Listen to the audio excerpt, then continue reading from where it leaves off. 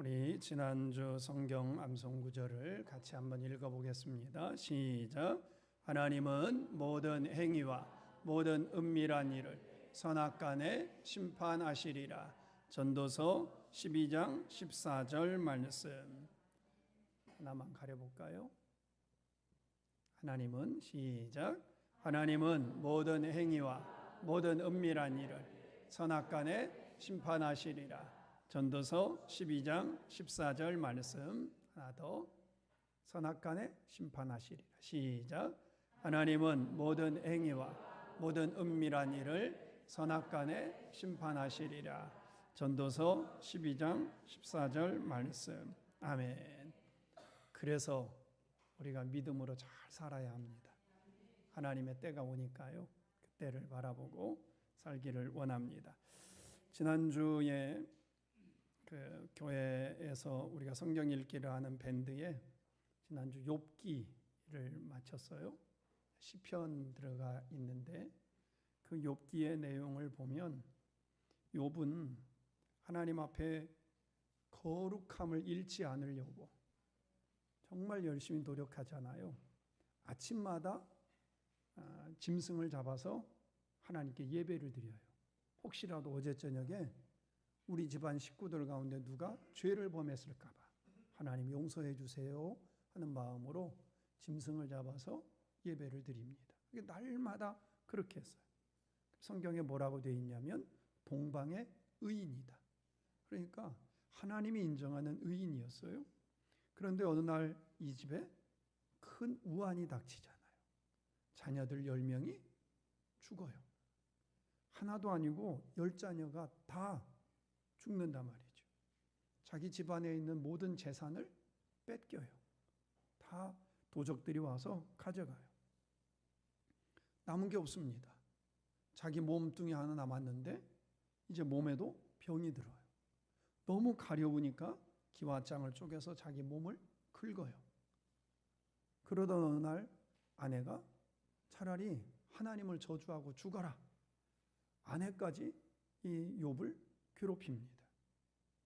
가정도 사업장도 모두 무너졌죠. 그때 친구들이 찾아와요. 그리고 친구들이 이런 말을 하죠. 너한테 일어난 이런 모든 일은 우연히 일어난 게 아니다. 네가 하나님께 죄를 졌기 때문에 이런 문제가 일어난 거다. 그러니까 하나님께 회개해라. 그게 욥기 1장부터 37장까지가 그런 내용으로 되어 있어요. 그리고 38장에 하나님이 나타나시는, 그래서 42장에 끝나게 되는데요. 근데 이 욥기서는 욥이 죄를 지었기 때문에 그 집안에 이런 문제가 일어났다 이렇게 말하지 않아요. 성도 여러분, 우리 삶에 치명적인 아픔이나 시간이 오래 가도 씻어지지 않는 어려운 일이 일어날 때 있잖아요. 그러면 욥의 친구들처럼 그런 생각이 들어요. 내가 하나님께 뭐 잘못했나? 우리 집안이 뭔가 잘못 살았나? 옛날 어른들이 했던 것처럼 저 며느리가 잘못 들어와가지고 사위가 잘못 들어와가지고 집안이 이렇게 됐다. 정말 그런 걸까? 우리가 반드시 우리에게 일어난 일은 꼭 그게 죄 때문이다. 내가 병든 게, 사고당한 게, 어려운 일이 일어난 게 꼭 이게 죄를 지어서 그렇다라고 말할 수 있는 건 아닙니다. 하나님께 순종해도, 복음대로 살아도, 오직 십자가만 붙잡고 말씀대로 순종해도 어려운 일이 일어납니다. 아픔이 생깁니다. 그게 오늘 우리가 읽었던 본문의 이야기가 그런 내용이에요. 22절을 다시 한 번만 볼까요? 22절이에요. 시작. 하루는 제자들과 함께 배에 오르사 그들에게 이르시되 호수 건너편으로 가자 하심에 이에 떠나. 어느 날 예수님이 제자들과 함께 배에 올랐어요. 그리고 예수님이 말씀합니다. 야, 호수 건너편으로 가자. 이게 제자들이 가고 싶은 게 아니에요. 예수님이 가자고 해서 배 타고 호수 건너로 건너간 거예요. 제자들은 예수님의 말씀에 순종했고 배를 탔을 뿐인데 23절에 보면 광풍이 일어납니다. 그리고 24절에 죽겠습니다. 이런 고백까지 일어난 거예요. 제자들이 잘못한 게 뭐가 있나요? 잘못한 거 없어요. 그냥 말씀에 순종한 것 뿐이잖아요. 그런데 죽을 일이 생긴 거예요. 1년 동안 주일 예배 한 번도 안 빠졌어요. 열심히 전도했어요. 수요 예배도 드리고 성경도 열심히 읽고 11조도 꼬박꼬박 이 10원 하나까지 딱 맞춰서 정확하게 하나님께 드리고, 그러면 당연히 하나님이 복을 주셔야 한다고 생각하지만 우리의 현실은 그렇지 않을 때도 있잖아요. 어려운 일이 벌어지잖아요. 그럼 왜 이런 일이 일어나는 걸까요? 또 이런 일이 나한테 일어나면 지금까지는 우리가 어떻게 대처했나 한번 보고, 또 우리는 어떻게 해야 할까? 그게 오늘 성경 중에 가르쳐주는 중요한 메시지라고 생각합니다. 23절입니다. 읽어봅니다. 시작. 행선할 때 예수께서 잠이 드셨더니 마침 광풍이 호수로 내리치매 배에 물이 가득하게 되어 위태한지라. 제자들이 예수님의 말씀에 순종하고 배를 탔어요. 근데 예수님은 주무셔요. 그때 엄청난 광풍이 이 제자들의 타고 있는 배에 일어났습니다. 배에 물이 가득 찼습니다. 배가 거의 침몰할 위태로운 상황이 됐습니다. 이게 지금 제자들이 맞이한 상황이잖아요. 제자들은 광풍을 만나고 싶은 마음이 눈꼽만큼도 없었습니다. 이 배를 타고 가면 중간쯤 가가지고 바람이 일어나서 우리가 죽게 생겼구나, 이걸 짐작을 했던 것도 아니에요. 그걸 기다렸던 것도 아니에요. 그러면 성경은 뭐라고 써 있어야 하냐면, 제가 읽어볼게요. 행선할 때에 예수께서 잠이 드셨더니 하필이면 그때 광풍이 호수로 내리치매 배에 물이 가득하게 되어 위태한지라. 이렇게 돼 있어야 할 것 같아요. 왜냐하면 기다리던 게 아니잖아요, 광풍을. 그러니까 마침이라는 단어는 뭔가를 학수고대하고 기다리고 애타게 사모했는데 그게 딱 그때 그 사람이 나타나거나 그 일이, 내가 원했던 일이 딱 벌어지면 그게 마침인 거잖아요. 그런데 제자들에게 광풍은 그런 개념이 아니죠.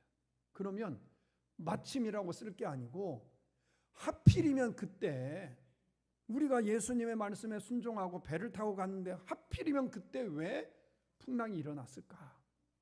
왜 배에 물이 가득 찼을까? 이렇게 쓰여져 있어야 할 것 같은데 성경은 하필이면 이렇게 써놓지 않고 마침이라는, 기다렸다는 것처럼 이렇게 표현되어져 있단 말이죠. 우리가 살아갈 때도 이런 때가 있잖아요. 하필이면 왜 이런 일이 나한테 일어났을까? 목회하면서도 여러 번 겪습니다. 하필이면 왜 내가 목회하는 이 현장에, 하필이면 왜 우리 집에, 하필이면 왜 나한테 이런 문제가 일어났을까? 제가 목소리가 편하지가 않아요. 늘 기도합니다. 오늘 새벽에도, 어느 날은 새벽에 목소리 한 번도 내지 않고 그냥 조용히 묵상하고 기도하고 갈 때도 있습니다. 토요일이 되면 먹는 거 굉장히 조심합니다. 토요일 날 짠 거, 매운 거, 평소에 안 먹던 거 절대 안 먹습니다. 왜냐하면 조금만 매콤한 거 먹으면 그 다음 날 주일에 지장이 있어요. 예배 드리는데 지장이 있어서 토요일 날 어디 가지도 않고요. 어쩔 수 없이 결혼식장에 가도 늘 먹던 거, 김밥 뭐 이런 거 가져다 먹습니다. 왜냐하면 혹시나 일어날까 봐, 혹시나 불편해서 예배하는데 지장이 될까 봐, 그런 마음 때문에 그러거든요. 그런데도 불구하고 하필이면 주일날 문제가 일어날 때가 있어요. 하필이면 우리 집안에 우리 성도 가운데, 내 아이 가운데 이런 문제가 일어나요. 그런 상황에 놓이면 하나님의 계획도 은혜도 감사도 먼저 떠오르지가 않습니다. 속상해요. 그냥 나도 모르게 한숨이 나오고 모든 게 싫어지기도 하고, 목사에게 중요한 게 목소리인데 하필이면 왜 목을 하나님이 불편하게 하실까? 우리 성도들 앉아있는 거 불편한 성도들이 계세요? 하필이면 왜 허리가 아파가지고 이럴까? 하필이면 이런 생각이 든단 말이죠. 그러면 짜증도 나고 일이 손에 잡히지도 않고 하루하루가 괴로울 때가 있습니다. 근데 23절을 다시 보시면 행선할 때 예수께서 잠이 드셨더니 마침 광풍이 호수로 내리치고 배에 물이 가득하고 위태했다. 이 말은 이겨낼 수 없을 만큼 큰 문제가, 제자들의 대부분은, 많은 숫자는 이 뱃사람들이잖아요. 그러니까 늘 여기서 이 호수에서 고기 잡던 사람들이거든요. 다른 데도 아니고 다른 동네도 아니고 자기가 늘 고기 잡던 그 지역이니까 충분히 풀어갈 수 있는 문제인데 지금 상황은 그런 정도가 아닌 거예요. 훨씬 더 심한 문제가 일어난 거예요. 이렇게 죽을 처지가 됐는데도 성경은 하필이면이라고 말하지 않고 마침이라고 기록하고 있습니다. 이건 의도적으로 그렇게 쓴 거예요. 왜냐하면 그 이유가 24절에 있습니다. 자, 24절 읽어봅니다. 시작. 제자들이 나와 깨워 이르되 주여 주여 우리가 죽겠나이다 한데 예수께서 잠을 깨사 바람과 물결을 꾸짖으시니 이에 그쳐 잔잔하여 지더라. 제자들이 배를 타고 싶어서 탄 게 아니죠. 그저 예수님의 말씀에 순종했을 뿐이에요. 그런데 죽을 만큼 두렵고 힘든 광풍을 만났습니다. 이때 제자들의 선택은 예수님을 깨우는 것이었습니다. 그리고 거기서부터 기적이 일어납니다. 하필이면이라고 생각됐던 그 속에 하나님의 계획하심이, 하나님의 아들이 아니고서는 할 수 없는 놀라운 일들을 이 제자들에게, 하필이면 왜 이런 일이 일어났을까 하고 무서워하고 있는 이 제자들에게, 죽을 것 같다라고 생각하던 이들에게 내가 지금 살고 있는, 내가 타고 있는 이 배 안에 계시는 예수님이 얼마나 위대한 분인지, 그분이 나를 어떻게 지키시고 이 모든 것을 어떻게 다스려 가시는지를 보여주시기 위한 준비의 시간이었다라는 겁니다. 성도 여러분, 내가 원하지도 않고 절대로 일어나서는 안 된다고 생각하는 풍랑이 일어나니까 당연히 속상하죠. 왜 속이 안 상하겠어요?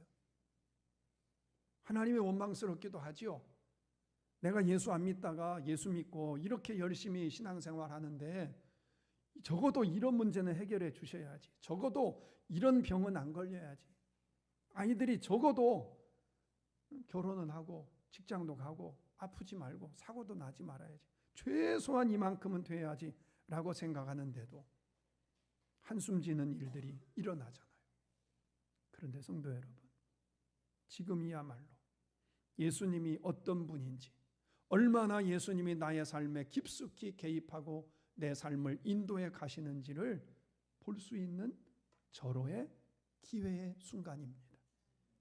내가 믿고 찬양하고 경배하는 그분이 얼마나 위대한 분인지를 똑똑히 우리가 깨달을 수 있는 바로 기회가 우리 앞에 온 거예요.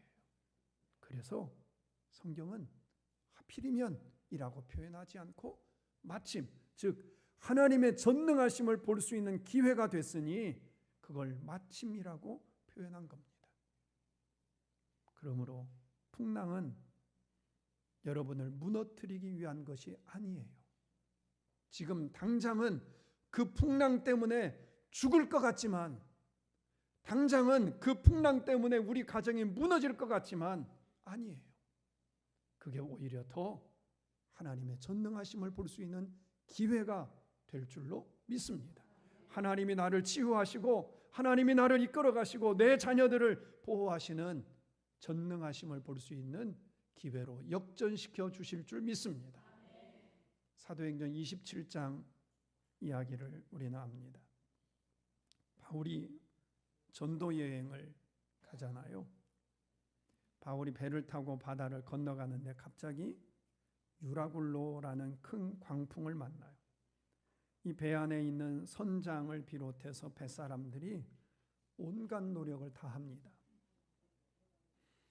배에 짐을 던지고 배에 꼭 필요한 기구들까지도 다 버립니다. 배가 무거워서 바다에 빠질까 봐 빠지지 않게 하려고 그렇게 모든 짐들을 다 버립니다. 그런데 아무리 노력하고 자기들의 경험을 다 살려봐도 배가 곧 침몰할 것 같아요. 그래서 이들이 어쩔 줄 몰라 합니다. 근데 지금 이 배 안에 있는 바울과 그 주변의 사람들은 전도를 위해서 지금 가는 거잖아요. 근데 전도를 위해서 가는 거면 적어도 풍랑이 일어나면 안 되잖아. 다른 거 놀러 가는 거 아니잖아. 영혼 구원 위해서 가는 길이라면 그 배에 어려움이 일어나면 안 되는 거예요. 근데 그들에게 하필이면 유라굴로라는 광풍이 일어났고 뱃사람들이 다 노력해도 안 되는 죽음의 처지가 된 거죠. 그런데 놀라운 건 하나님은 그 유라굴로 광풍을 통해서 이 배 안에 타고 있는 바울을 비롯한 이 모든 사람들에게 하나님이 어떤 분인지를 바울을 통하여 보여주시기 시작합니다. 바울이 어제 저녁에 기도하고 꿈꿀 때 하나님이 보여주셨던 걸 설명했고 결국 바울의 말대로 그들의 목숨은 하나도 잃지 않고 건너편에 가게 됩니다. 성도 여러분, 하필이면이라는 생각이 드는 일이 일어났다면 그 순간 예수님을 깨우시길 바랍니다. 예수님이 행하실 일들을 기대하시길 바랍니다. 그러면 지금은 내가 하필이라고 여겨지는 그 문제가 하나님이 마침 역사하시는 은혜의 기회로 만들어 주실 줄 믿습니다. 사진 하나를 보겠습니다.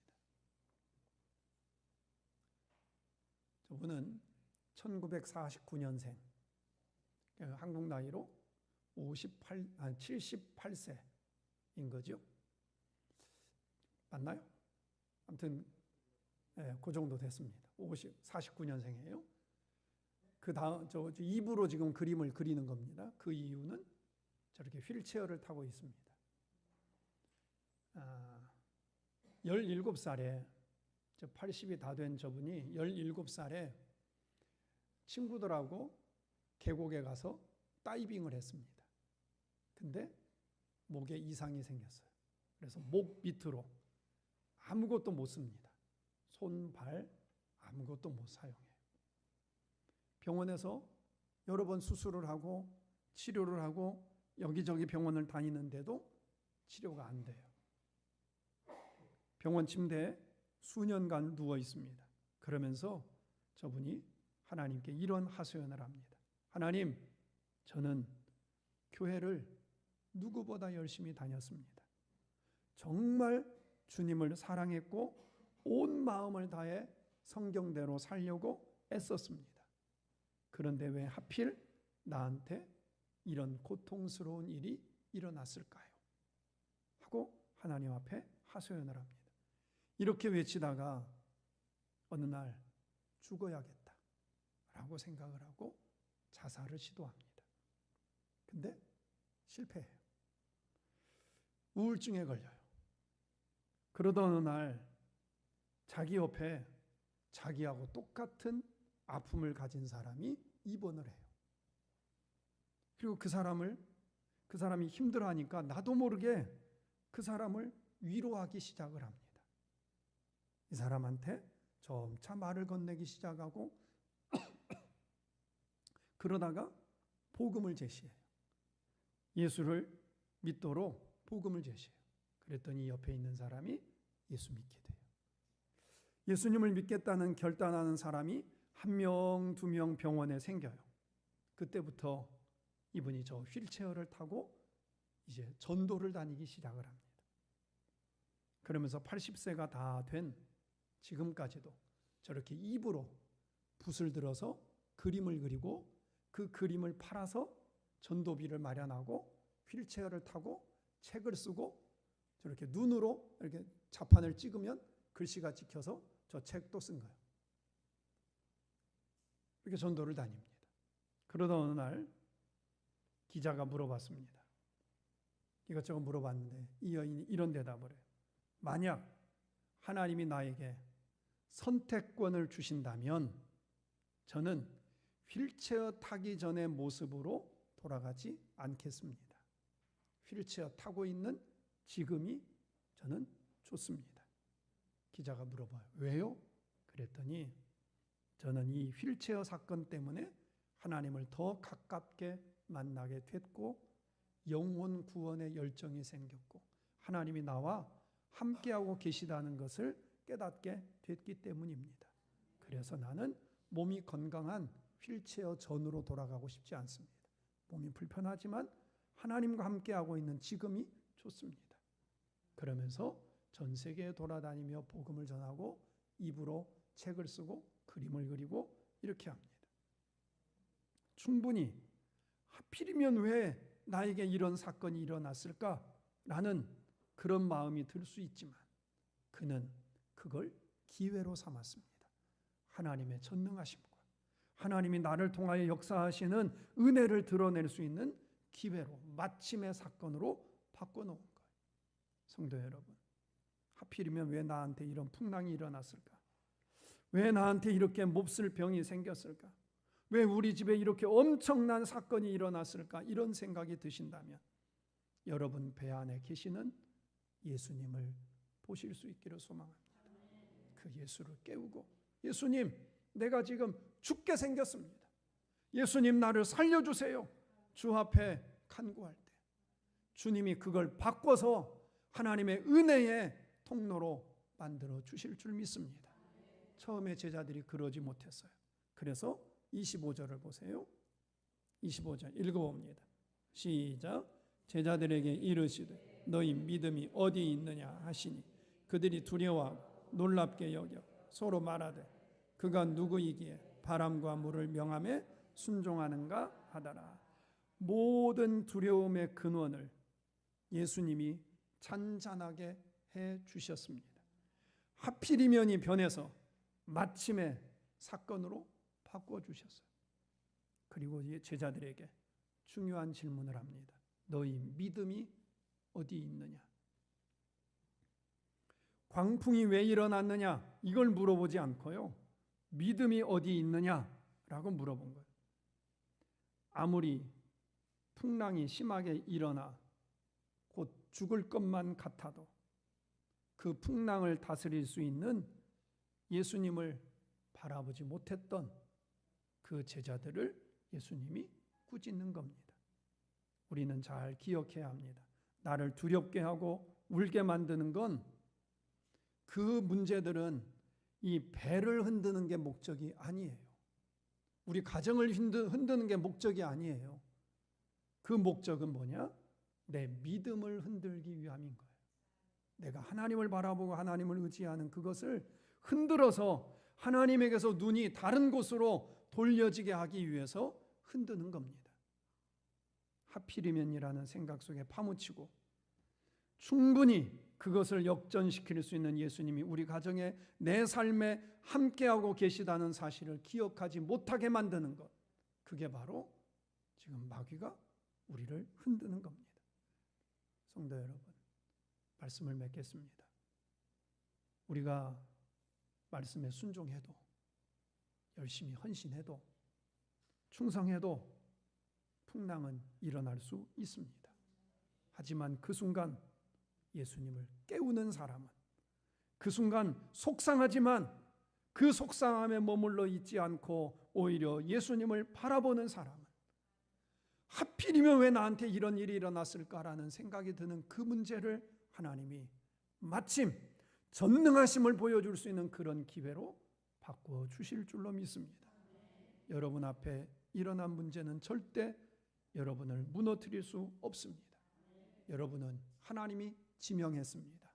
하나님이 불렀습니다. 하나님이 하나님의 자녀로 여러분을 선택하셨습니다. 그리고 여러분을 위하여 이 땅의 독생자 예수를 보내주셨습니다. 그러니 문제가 일어났다면 오히려 기대하십시오. 하나님이 어떻게 일하실까? 하나님이 어떻게 역사하실까? 이 문제를 어떻게 꾸짖고 어떻게 잔잔하게 만들어내실까? 그걸 기대하며 나아가기를 소망합니다. 그래서 이번 한 주도 그 어떤 상황 속에서도 예수를 바라보고 예수님 앞에 울부짖을 수 있는 저와 여러분 되기를 주의 이름으로 축원합니다. 하나님 아버지, 정말 우리가 원하는 일이 아니었는데 우리에게 일어나기도 합니다.